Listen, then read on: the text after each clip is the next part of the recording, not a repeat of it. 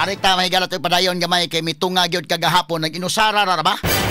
Og tunga dito mahigala si Vice President Sara Duterte sa budget hearing din gipangutana ang iyang opisina labot sa budget sa iyang opisina. Medyo gamay kay budget ang Office of the Vice President. I-compare nimo mahigala sa uban ha. Nga mga budget sa mga sukit tigpaminaw. Ang pinakadako yung budget kining 2025 nga kwan budget mahigala trillion yung budget sa kwan yun DPWH. Straight to the point. Ngingiga ning tuiga bitaw nga pagka-budget mga sukit tigpaminaw nalupig gud ang Department of Education. Unya mo tong nadugay pagpirma ni Marcos kay do na pay daghang ni question mga higala. Mo ni ang nahitabo. So atong balikan kadali si Sara Duterte sa iyang pagtunga kagahapon didto sa kininiang budget hearing para ato mahigalang maanalisar sab kining iyang mga pangutana og mga tubag kay do na mga higalay duha ka mga congressmen nga ingon nga mangutana gyud sila. Although ila pa to mga higalang gibutyag nga unsa man mohatag tag parliamentary courtesy or dili apan kining duha ka mga congressmen miingon magyud si Congressman Tinio mahigala o si Congressman Renico nga mo question gyud sila sumoto nga gipangutana gyud mahigala ang Vice Presidente. Atong i-play pagbalik dong or ready dong arang sa atong pag-play ni ini ang uban nga wa pa makakita wa pa makakuan ato ning paminaon kato nakakita na atong ibalik lang gamay para atong maanalisar. Okay, sige play names. They just want to ask two of the minority members just want to ask questions and it is the prerogative of the Madam Vice President to answer or not. Is that clear? So that clarifies my question. We will be asking the Vice President to answer or not the question. Madam Vice President, can we go ahead? Madam Chair, just an inquiry. My apologies, Representative Marcoleta. Her Excellency Just was about to respond to the query before we recognize you. Let's please yield the floor to the Vice President as she was about to make a response to that. Your Excellency, if you would like to respond, po. Yes, I waive the privilege. Waive? Yes. We now recognize Minority Leader Congressman Antonio Tenio. Maraming salamat, Mr. Chair. Magandang umaga po sa Office of the Vice President at sa Vice President. Well, unang tanong po ay kaugnay sa presentation na binigay ng Vice President. Napansin ko po roon na sa budget na 903.4 million for 2025. Bagaman hindi pa po tapos ang taon, ang obligation rate po ay 34.3% lamang at ang disbursement rate ay 66.8%. So nasa kalagitnaan po tayo ng taon pero mukhang mababa po yung obligation rate. Ano po ang paliwanag dito? Yes. Okay, standby, Frisa. Kini ha, kini nga pangutana mahigalang ano kuno nga nanas tungas tuig nganong mauni ang hitabo, no? Straight to the point. Alas 9:12 na ito'y padayon mahigala ang hearing, budget hearing sa Committee on Appropriations. Kay duha ka mga congressmen ang nangutana gyud. Despite the fact mahigala nga miingon tong ubang mga membro nga taga natuog kinini ang parliamentary courtesy kay Vice President ko nasod. Pero wa man gyud sila, no? Kining duha ka mga congressmen. Unya gipangutana si Vice President Sara Duterte unsa man imong i-waive ang atong tradisyon? Nara nimo kung imong i-waive, Sara okay. Kay gihagit pa sa ni Sara mahigala nga i-waive imong kuan parliamentary courtesy nga na kinini ang long standing tradition sa House. I-waive ni Sara. So dunay mga question and answers nga nahitabo. So atong analisaron mahigala ha kini mao mga pangutana. Kay kining duha ka mga congressmen maayo man sa day mudag pangutana buyag. No? Mas nindot unta pud to mahigala nga duha man sila ka mga congressmen mas nindot pud ta to nga ilang ipatawag si Saldico unta. Kay kadtong ka Saldico dako-dako man gitong iya.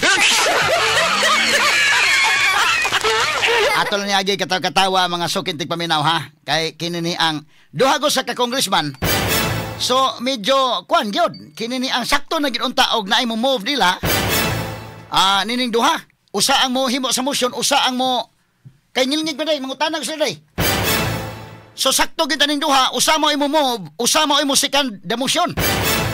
O moingon panalitan si Tinyo, kay mayo man sa mangutana day Sara. Ah, sindot po ta mahigala nga kanang ilang gipangutana si ila untang gi sponsor kag motion nga maimbitar sa saldi ko. Ha? Sige, atong pagtagad mahigala, pero dili pa to sang padayonon ang iyang anay tabo kagahapon. Sige, ni ana, atong ipadayon ko no names. Yes, marami kaming procurement na tumagal. Hindi siya nasimulan by January, Madam Chair, yung procurement. So, maraming mga procurement na June, July, August na nasimulan. May dahilan po ba kung bakit June, July, August na nasimulan ang mga proyekto? Madam Chair, dahil kailangan marami po mga attachments na nire-require para sa procurement, at lahat po ng mga documents na yon ay hindi po siya nakukuha ng 1-2 araw lamang. So, middle of the year pa po na naisaayos ang requirements for bidding. Parang ganun po. Tama po ba ang intindi ko? Madam Chair. Yes, thank you.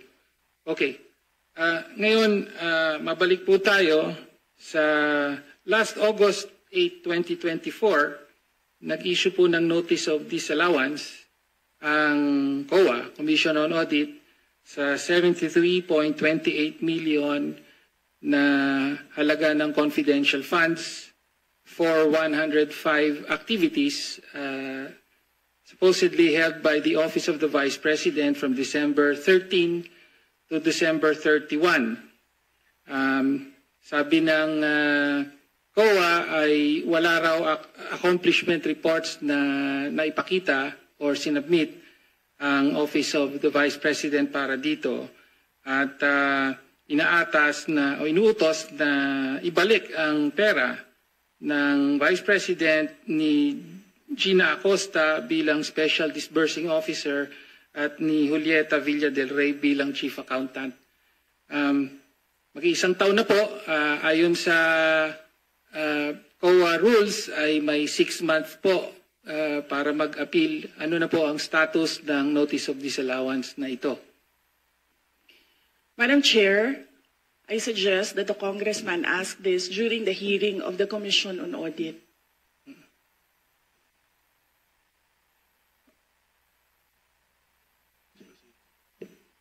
Madam Chair, I'm asking the question now from the Office of the Vice President.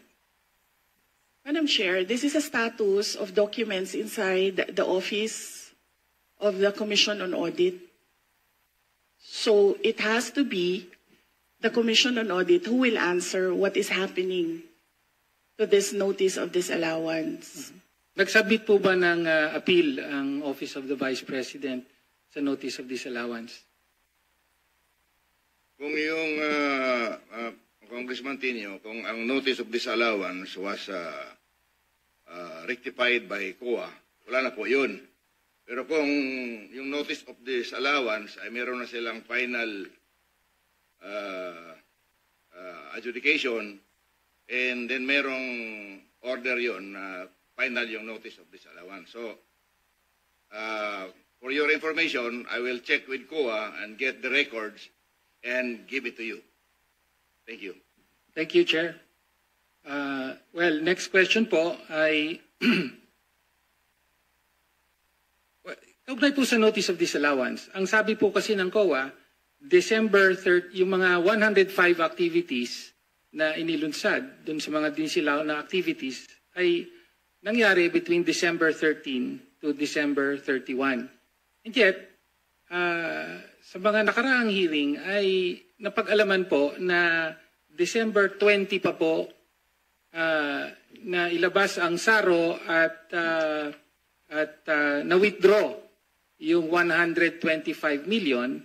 Kaya nga sinasabing nagastos ito in 11 days from December 20 to December 31. So ang tanong lang po natin, ano po ang paliwanag doon sa nakapamahagi na kayo ng mga sinasabing reward money noong December 13 pa lamang, samantalang hindi pa po lumalabas ang pera ng confidential funds. Pwede po bang maipaliwanag yon? Madam Chair, this is the subject of an impeachment trial, and I would not like to discuss the defense for the impeachment trial. Okay, freeze dong, freeze. Kini si Congressman Tinio no, nang hagit mahigalang Sara Duterte nga iwib imong parliamentary courtesy kay mangutan ako. Ang pinangutanaan, abi na kong unsay pinangutanaan, wa, sige mag...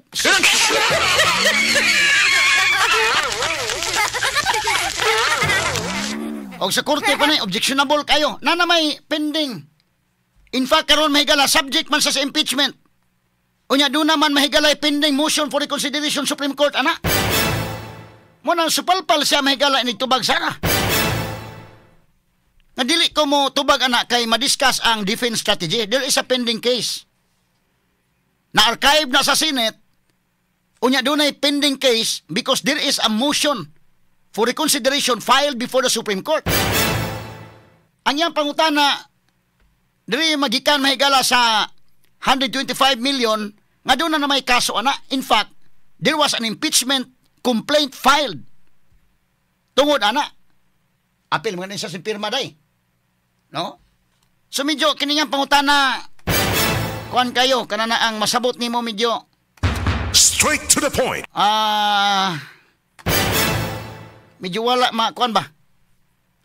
Yan, ang hagit siya nga, kayong pangutana kay mangutan ako. Ipa-wave na niyang parliamentary courtesy nga naandan, nga mo tradisyon sa Congress.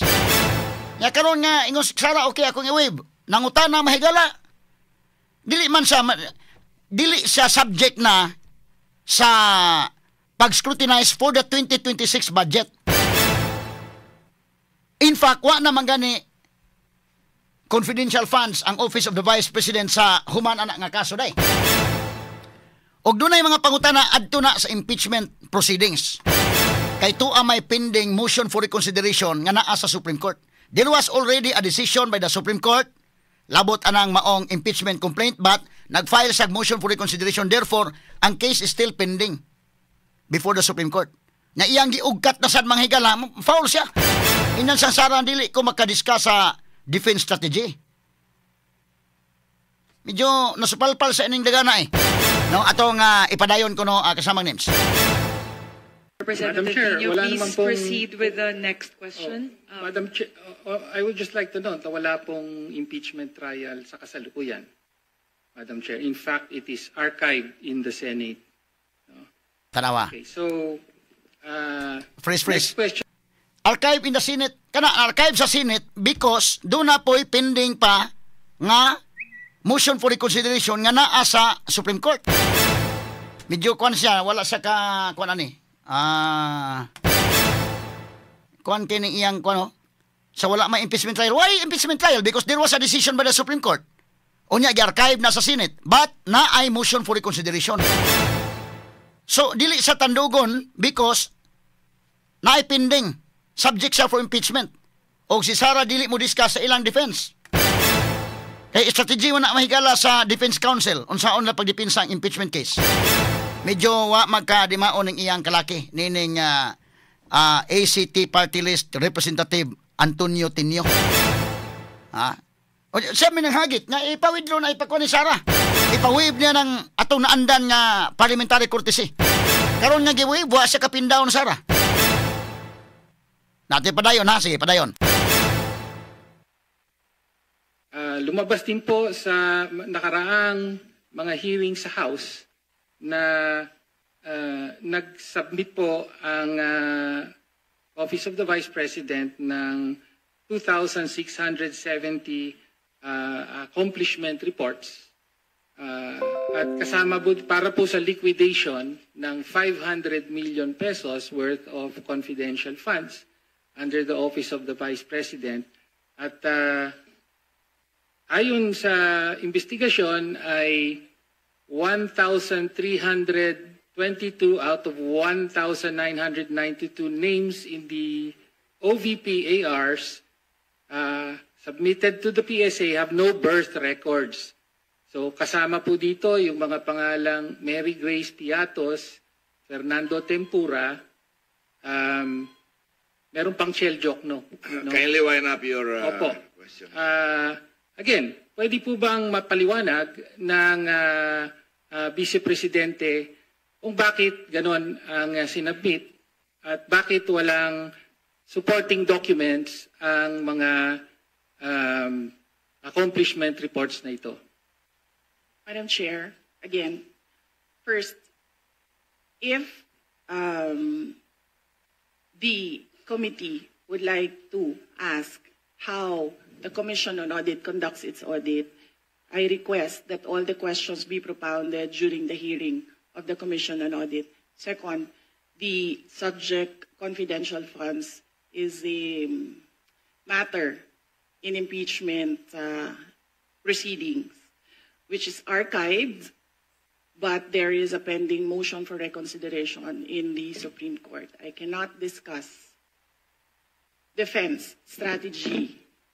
Number 3, I cannot discuss intelligence operations and cannot explain how intelligence operations are done without compromising national security. Thank you. Madam Okay, Chair, freeze. my next question. Freeze, kana pagkatubagan na, kuana, supalpal mahigala ang nangutana, ana. Nga man, ang pangutana niya primero about 125 million confidential funds. Gitubag na siya. Nga dili ko makatubag, ana, because kana siya nga topic is subject for impeachment. Ang sunod pangutana, kini si Piatos, kini si Tempura, the same answer. Og objection pa na mahigala, the same objection, the same ground. Nga naman, dunay pending case. Subject for impeachment. Sige sa pangita, mahigala mo na ingon Sara, ikatulo, intelligence operation dili pwedeng i-discuss nimo nga magka-compromise tas national security. So kinistinyo, o kining usa nga si Ko, nga sigig pangita mahigala ni ining Mary Grace Piatos, Tempura, ha? Labon ka na si Saldico nga klaro gyud kayog si Martin Romualdez nga na agyo birth certificate klaro wala pangita.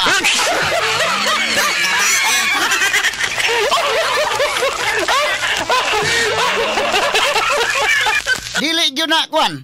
Dili gyud na mga higala ingnon tang matawag nato nga pangitaunon pa. Kini man na intelligence, di man na confidential funds nga sources. Kana gud mahigalang confidential funds o kana mga intelligence funds. Lahi na sa ngisgutanan. Ang mga tao nga naminaw sa DOHP ako na explain. Dili na basta-basta nimo mahigalang i-divulge because do na mga higalay makompromise nga security. Lahi na sa isgutanan sa flood control, ha? So, imong pangitaon, sige pangita, dugay pangita ng Piatos. Nasi Saldi ko nga klaro gyud og si Martin Romualdez wa pangita.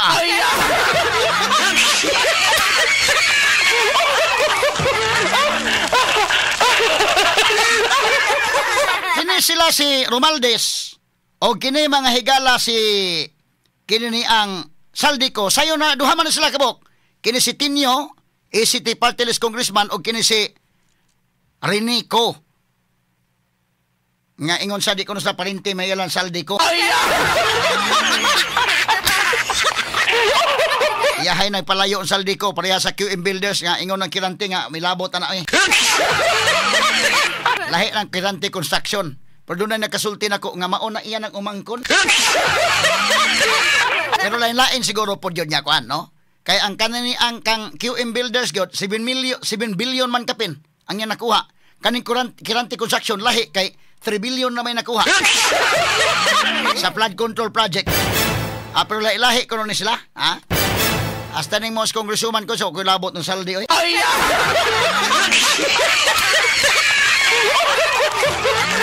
Ato nga agi katawa mga sukid tigpaminaw. Sa ato padayon pagpaminaw ko no. Sige ko no dong. Proceedong. Congressman Tenyo, last question. Opo, last question. Please wind up. Opo. So, napabalita po no na mula July of last year hanggang sa kasalukuyan ay meron pong 13 trips ang Vice President overseas, no? So mula po sa Germany, Japan, Hong Kong, Netherlands, Kuala Lumpur, Malaysia, Australia, South Korea, Kuwait, Paris, at several po sa Netherlands. Umaabot po sa at least 60 days po na on leave ang presidente, at marami po pero hindi lahat ay sinasabing personal leave, no? So sa mga trips po na ito, ilan po ang naging personal leave at ilan ang on official duty, at magkano po ang total na budget na ginastos ng Office of the Vice President para sa mga official leave at personal leave na nangyari. Sabi, freeze. Kini pangutanahag skorte pa ni maobjek ka ni kay compounded kayo.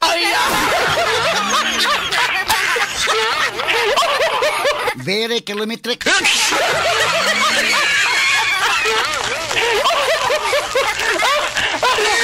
Ato lang ni agi katawa mga sukin tig paminaw ha. Ya, kini atong tubag Sara may paminaw tong tubag ni Sara Duterte labot ani. Pero kini pangutanahan lagi bida og pangutanan nimo sa korte mahimong objekan kana kay very compounded question.